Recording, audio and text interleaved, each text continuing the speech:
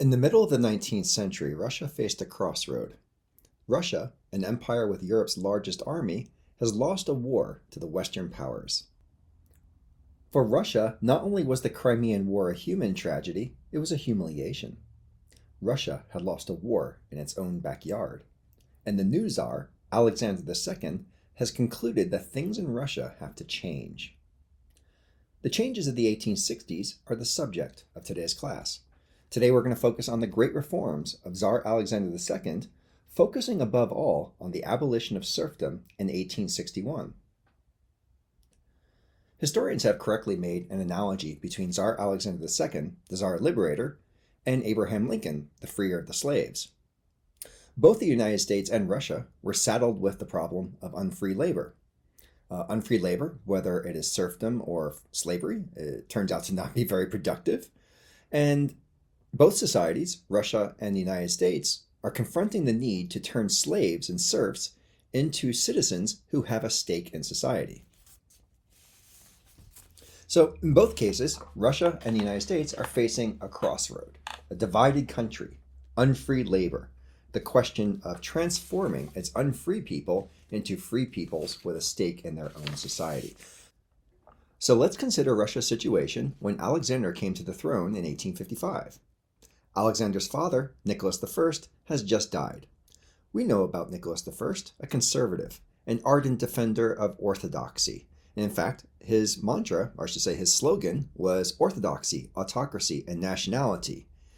And in the early 1850s, Nicholas I stumbled into a war in Crimea over matters of territory and religion. It's not that Nicholas was looking for a fight with Britain and France, but there was a fundamental clash of interests when it came to southeastern Europe. The problem is that the Ottoman Empire, known as the sick man of Europe, is in decline throughout the 19th century. And there have already been rebellions suggesting that its breakup was imminent. Greece, an Orthodox country, had already broken away. Serbia was already kind of halfway out the door, and now in the 1850s, the Ottoman Empire is well on its way to losing the Danubian principalities, where Romania and Bulgaria are today. These are also Orthodox nations under the rule of the Ottoman Empire. Nicholas had thought that the best way to deal with the Ottoman Empire was the way that Catherine had dealt with Poland back in the late 18th century, which was to partition it. A partition of the Ottoman Empire would presumably reward Russia with control over Constantinople, the Black Sea, and the straits that led to the Mediterranean Sea, which was one of Russia's military and strategic goals. But there's another issue too. As the Tsar of Russia, Nicholas thought of himself as the protector of the Orthodox Christians who lived in an Islamic empire, and he was demanding that the Ottomans recognize the religious rights of their Orthodox subjects. So in fact, the roots of the Crimean War have much to do with the Tsar's desire to protect Jerusalem for Orthodox and Christian peoples who lived and visited there.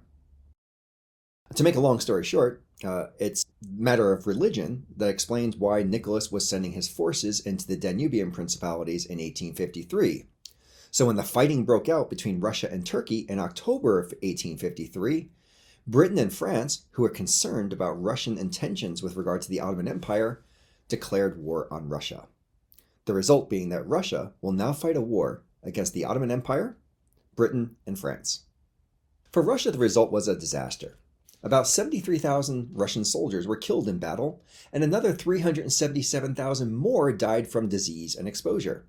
And in fact, Russian losses were twice as high as the combined losses of the Ottoman Empire, Britain, and France.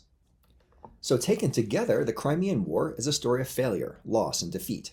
And before it's over, Nicholas has died, and Russia is in the hands of a new Tsar, Alexander II, who is ready to make peace. On March 30th, 1856, the warring parties signed the Treaty of Paris, which ends the Crimean War. It's a humiliation for Russia, and one of those reasons for Russia's profound frustrations with the West in the middle and late 19th century. According to the Treaty of Paris, Russia will have to abandon the Danubian principalities, and it will have to accept the neutralization of the Black Sea. This means that Russia would not be allowed to station its navy there. So the Crimean War, rather than opening up Russian shipping to the Mediterranean Sea, closes it off and renders Russia in an even worse position than it had been before 1853, and in fact, Russia was punished even more than Napoleon, or I should say, Russia was punished even more than France had been under Napoleon after the Napoleonic Wars. What the Treaty of Paris of 1856 shows is that Russia's international status is in profound decline since the days when Russia could claim a great status as a great power back when it had defeated Napoleon back in 1814, 1815. So what we've seen is that since 1814, 1815, in the 40 years that have passed, the way of thinking of Alexander in his last years and Nicholas's way of thinking has led Russia to a dead end. Conservative, autocratic, dead end. And Russia needs to change. That will be the mission of Nicholas's son, Alexander II. As Alexander himself put it, we cannot deceive ourselves any longer. We must say that we are both weaker and poorer than the first-class powers, and furthermore poorer not only in material terms, but in mental resources, especially in matters of administration. So what are Russia's problems at this time? Economically, Russia has fallen behind. The West is industrializing and modernizing and building railroads, and Russia has practically none of this. In social terms, Russia is also profoundly underdeveloped in comparison to Western countries. Russia at this time has almost no middle class. It has a small strata of nobles who are wealthy, tend to be better educated, and who live a world apart from the serfs who form a majority of the country and who are impoverished and condemned to servitude. So whereas Western countries have a thriving middle class of merchants, doctors, and lawyers, Russia has very little of this. Its bourgeoisie is small and weak in comparison to the bourgeoisie of Britain and France. Well, this is important because a healthy and thriving middle class has been the engine of Europe's development throughout the 19th century, and Russia doesn't really have much of a middle class. Even Russian weapons were inadequate, a condition that was all too evident during the Crimean War.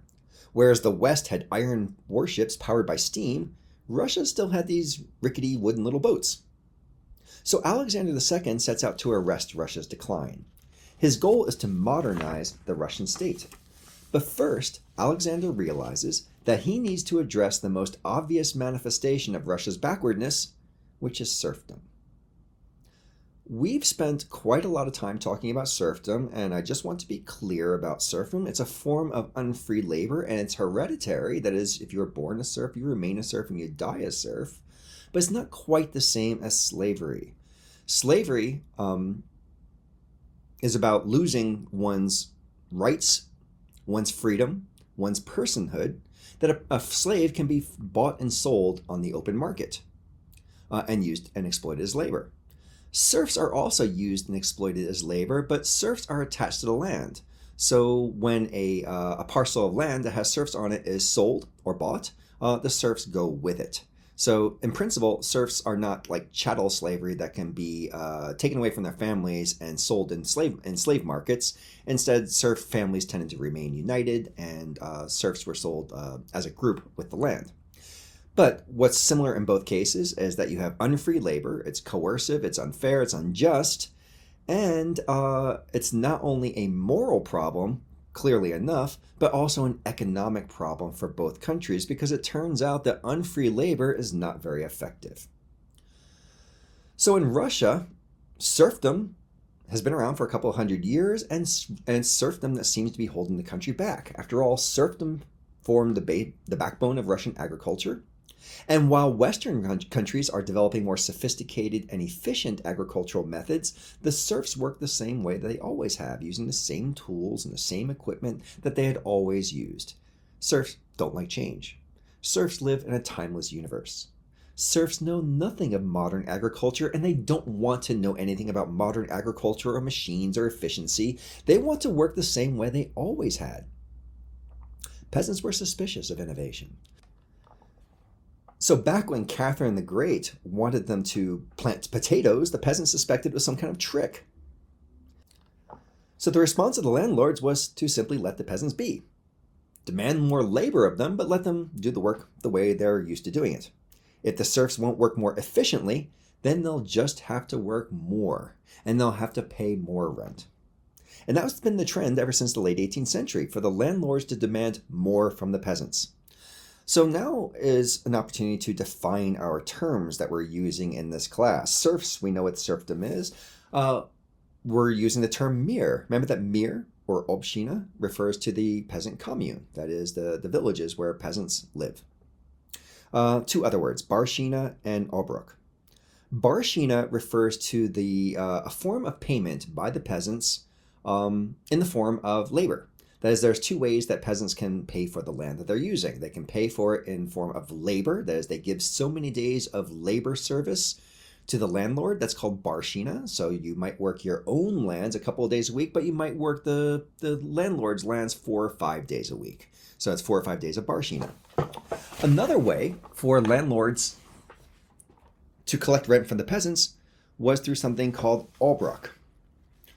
Obrok is basically a cash payment, or a payment in kind, that is, in terms of the produce that the peasants are producing. The larger point I'm making here is that peasants are paying more. They're paying the landlord either in crops, or they're paying in cash, or they're paying in labor. And in all cases, they're doing more. For example, in terms of obrok, the amount being demanded by lords has increased it by 10 times between 1800 and 1860. Or for those landlords who are demanding barshina, that is the labor on the estates, the number of days that they're expecting from the peasants to work on the landlord's land has been steadily increasing throughout the 18th and 19th centuries. The point being that landlords are demanding more and more from the peasants in order to maintain their manners, maintain their service, and maintain their luxurious lifestyle. Moreover, the landlords have a pretty negative attitude towards the peasants for the most part. They take a patriarchal attitude towards them. That is, the landlords administer the villages to a certain extent, adjudicating their disputes. But for the most part, the landlords stay out of the lives of the peasants, intervening in some cases with regard to moral issues, crimes, and that kind of thing. More and more, the landlords are complaining about the serfs being lazy and drunk, seeing the peasants as more like children who need to be corrected. Meanwhile, the serfs have their own complaints. They complain that they're being worked too hard. Sometimes they complain that they are being physically abused. In some cases, being illegally sold to other landlords. And what's happening throughout the 19th century is that the serfs are responding by rebelling. There's plenty of evidence indicating that the number of serf rebellions is sharply increasing by the 1850s, especially after the Crimean War, because now peasant soldiers were expecting to be rewarded with their freedom for having fought for their country. But instead of getting freedom, they continued in service, and the result was that there was rebellion in the country. One historian has written that Russia experienced something like 1,467 peasant uprisings in the 19th century prior to emancipation. So the new Tsar, Alexander II, he's 37 years old, he realizes that serfdom is the problem. To Alexander, serfdom is a moral tragedy, and many noblemen felt the same way. But it's also an economic problem as well. That is, Russian economy, Russian agriculture is woefully inefficient, and both the Tsar and the landlords realize that serfdom is going to come to an end at some point or another. In most parts of Western Europe, serfdom had disappeared hundreds of years ago, and Russia is still one of the last places in Europe to still have this kind of system of unfree labor. So for Alexander II, the question is this: do you wait for things to come to a head while these rebellions are taking place? Do you wait for the serfs to simply free themselves? Or do you try to find a way to end serfdom from above? Even though Alexander has a reputation for being a great reformer, he's hardly a liberal. Like his father, Nicholas I, his worldview was conservative. Mostly he's concerned about the number of peasant uprisings and how they're increasing in recent years, and how they even had to be put down by the army. That serfdom is becoming a national security threat. This probably helps to explain why the nobility acquiesced to his demand to come up with a way of getting rid of serfdom. They can see the writing on the wall too. In the end, it's the nobles who will have to figure out a secure way to abolish serfdom. To that end, in March of 1856, Alexander instructs the nobles to form assemblies and to discuss the issue among themselves. Here is what Alexander instructs the landlords. My intention is to abolish serfdom. You can yourself understand that the present order of owning souls cannot remain unchanged. It is better to abolish serfdom from above than to wait for that time when it starts to abolish itself from below. I ask you to think about the best way to carry this out. This is Alexander II's statement to the nobility of Moscow, March 1856, asking them to come up with ways to consider how serfdom can be abolished. So the Tsar is doing something unusual here. This is new. The Tsar is asking Russian society what they think. The Tsar is deliberately trying to awaken public opinion. This is a fundamentally new development in Russian history, and it shows us that the great reforms were more than about just abolishing serfdom. The Tsar is trying to nurture a civil society, trying to encourage the literate, the well-read, the prosperous to have a greater stake in Russian society and to think about how they can participate in Russia's development. Now, that said, even under Alexander II, Russia is still an autocracy. But what's new is that for the first time in Russian history, a fickle thing called public opinion is actually beginning to matter. In fact, prior to the abolition of serfdom, the Tsar loosened censorship, specifically for the purpose of freeing discussion so that the intellectual and noble class can actually discuss more openly their ideas about how serfdom might be abolished in the most peaceful and just way possible. All right, so now in provinces all over the country, the committees are being established to consider how to emancipate the serfs. At first, there's some resistance, there's some foot dragging, but overall, the landowners are willing to give up serfdom, but they want to do so in a way that preserves as many advantages for themselves. Basically, what they want to do is make sure that the landlords keep the best land. All right, so that's the fundamental question, is how much land will the serfs receive? What are going to be the terms of emancipation? Taking in all the recommendations of the provincial committees, on February 19, 1861, the Russian Empire announces that it has abolished serfdom. But did the law of February 19th make the former serfs into citizens with the same rights as other classes in Russia? Were the former serfs well set up for prosperous lives as independent farmers? So let's look at the decree. The February 19th decree frees 23 million serfs.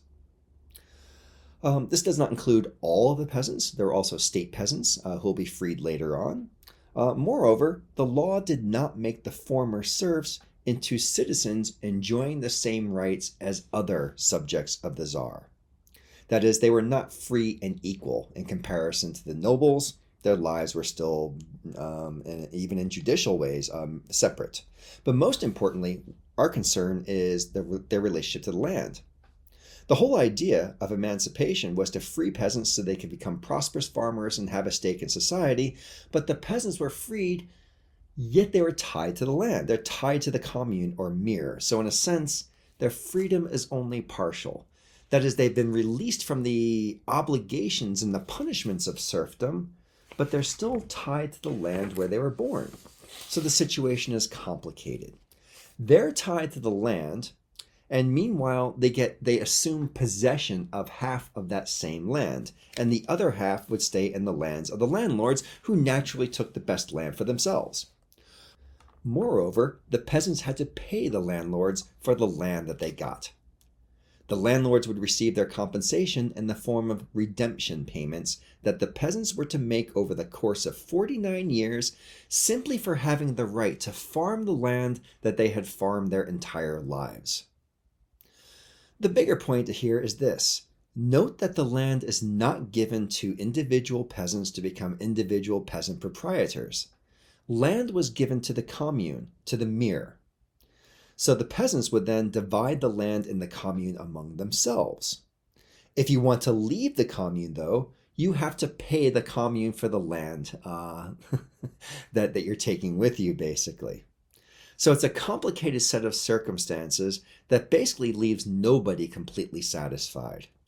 On the one hand, overnight 23 million privately held peasants were released from bondage, and later on they would be joined in their freedom by state serfs, comprising altogether 40 million peasants who will be freed from bondage. Pretty much at the same time this is happening as in the United States, and for largely the same reasons. That is, a war came to bring emancipation. In Russia, it was the Crimean War that was the trigger. In America, it was the Civil War. And in both America and in Russia, you had great emancipators who were both assassinated, that is, both were hated by their enemies and both were killed. And in both cases, you get a settlement that was not quite just, not quite fair, and not quite enough to set up the former bonded people to become prosperous. So let's focus on the situation of Russian peasants. Is this a fair deal? Totally not. According to one historian, 30,000 noblemen got about 45% of the land, while about 23 million emancipated peasants got 55% of the land. So 45% of the land for a few thousand noblemen and 55% of the land for millions of peasants. Now, you look at Russia and you think, oh, there's a lot of land there. That should be enough. But realize that most of Russia is permafrost in the north, and much of that land in Siberia has not been settled or developed for agriculture. We're talking about the lands where Russian peasants already live. Well, the land remains the same size, but the number of people farming that land grows as families grow in size. Throughout the 19th century, the Russian population has doubled, but the land in European Russia has not. So the peasants of Russia will continue to grow in size, but the land has already been divided up. And it didn't help that peasants were burdened with redemption payments to the landlords. Plus, peasants were still tied to the commune, which made sense in some ways at the time because communal farming was an old Russian tradition, and most Russian peasants probably felt some comfort staying within the commune, and in fact, very few wanted to leave. Yet, look at how inefficient Russian agriculture is. Russian peasants, even at the time of emancipation, are still thinking in terms of subsistence agriculture that is growing just enough to feed themselves. And they're not thinking about a world marketplace. They're not thinking about innovation. They don't know how to sell their crops to the outside world at a profit. So the peasants are still living in their timeless universe, and they're still living with the same objectives they always had, which was basically just grow enough to feed yourselves and meet your obligations. So most Russians will remain in the communes, and the commune gives the peasants some sense of security. But agriculture overall remains stunted and inefficient in Russia compared to Western Europe throughout the 19th century. So let's take a step back and try to make some sense of the Great Emancipation. On the one hand, it began the process of modernizing Russian society and creating a sense that public opinion actually matters in Russia. On the other hand, it was a disappointment, especially to the peasants. Peasants were disappointed that they would now have to pay for land that they thought was already theirs. Plus, the allotments they received were often smaller than what they had been used to farming before emancipation. So in some ways, the Russian peasants really aren't all that much better off immediately after emancipation than they were before. Over time, peasants will be able to acquire more lands for themselves. Over time, agriculture will become more efficient and productive in Russia. Over time, Russia will eventually become integrated into a world market, and by the end of the 19th century, Russia will become an exporter of food. But from the vantage point of the early 1860s, Russian peasants remain a discontented sector of Russian society. They thought that emancipation was a swindle. This disappointment was on display during the Besna Revolt of 1861 when 5,000 peasants from 130 villages rose up against the emancipation decree, which means really against the landlords who they thought were swindling them. And the Tsar had to call out the army to quell the unrest. So once again, this shows us the disappointment felt by the peasants in the wake of the Great Reforms. Now, it's not only the peasants who are dismayed by this. Educated people, the intelligentsia, were also disappointed in the Great Reforms.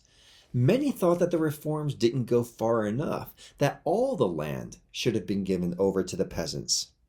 Young radicals in particular thought that the Tsar had failed. Many concluded that the problem was the system itself, and that Tsarism was the problem, that Tsarism needed to go. We'll be talking more about these young radicals next time. So we'll come back to that later. For now, let's turn to the other reforms inaugurated by Tsar Alexander II. So far, we've mentioned the relaxation of censorship that made possible the open exchange of ideas regarding the emancipation of serfs. Then we also talked about in more detail about the emancipation of the serfs and how that ended up being a mixed deal for the former serfs.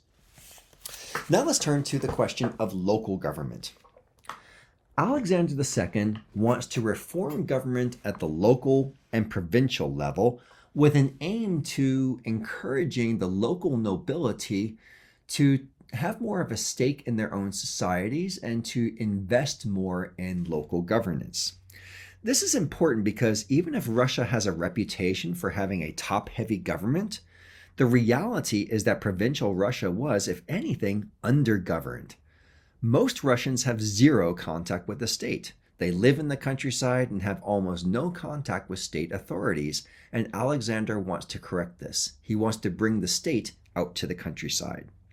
So a new law was passed in 1864 that was designed to reform local government. The result was the creation of local assemblies called zemstvos. So what is a zemstvo? A zemstvo is a district assembly. The idea is that the communes and local nobles would create their own zemstva, that is, their own district assemblies, that would have their own elections and participate in local governance. For the first time in history of the Russian Empire, there would be elected local government. The zemstvos would be in charge of local education, medicine, food reserves, and all other kinds of local issues. This is a step forward in the sense that the provincial nobility is making the effort to participate in local government. They are subject to elections. They are becoming familiar with the challenges facing the peasants in the countryside. So what we're seeing is that the Tsar, by creating the zemstvos, is nurturing the growth of civil society. All right, so the zemstvos were about the countryside, the rural areas, and they show that Russia is slowly democratizing and modernizing.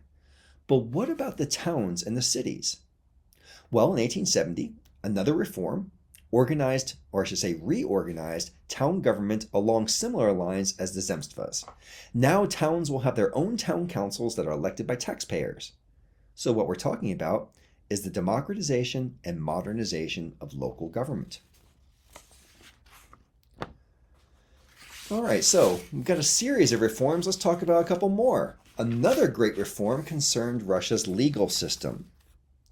The main thrust of this reform was to create a greater sense of legal equality in a country that had almost no history of legal equality. So they want to make things more equal between the highborn and the lowborn, and also to separate the courts from administration, thereby giving the judiciary greater independence from the government. So what we see is a reform whose results are that the judiciary was to be an independent branch of government for the first time in Russian history. And now, contending parties in a lawsuit would be allowed to present their cases in court, and there would be trial by jury for criminal offenses like murder. This is one of the most successful and profound of the great reforms of the 1850s, 1860s, and 1870s. Overnight, Russia went from having one of the worst legal systems in Europe to one of its best. Instead of arbitrariness and confusion, there would be real justice. All right, let's turn to the last of the great reforms. This concerns the reorganization of military service. This is in the year 1874. Before the Great Reforms, the way things worked was that the Russian state would impose a levy on the peasants, and those peasants who would be summoned to service and these conscription levies would serve for 25 years, which basically amounted to a life sentence. Peasant communities would have funerals for their sons who were sent off to be conscripted into the Russian army. Well, as a result of the reform, in 1874, the term of service was reduced from 25 years to 7 years. Furthermore, Draftees into the Russian army would now receive a basic education. So these illiterate peasants would join the army and they'd emerge from the army with at least basic literacy.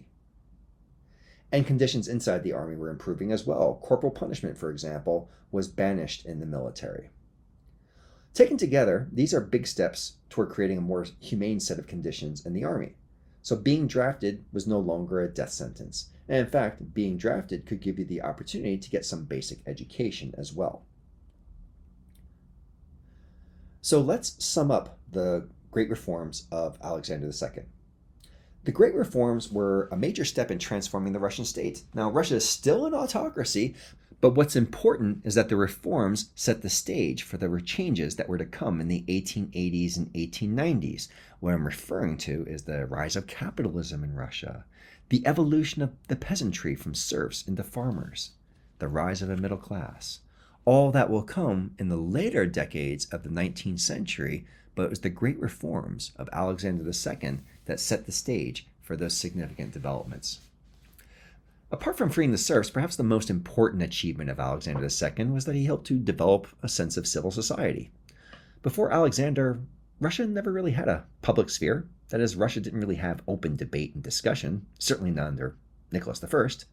So in this sense, Alexander, by loosening censorship and by loosening the conversation, ended up getting a bit more than he bargained for, because the reforms did not end the discussion about what Russia needs to do, and in fact, it just opened the discussion, and the next stage of Russian history will be dominated by the battles between extremists who want the government to go further and conservatives who want to hold the line against radical change. That's something that we'll be talking about very shortly. So let me end today's class with a few observations about Russia's position in the world in the age of Alexander II. Now, we've been focusing in particular on Russia's domestic issues and the great reforms and how they were designed to help alleviate some of the challenges that Russian society is facing. But what about Russia's situation internationally speaking?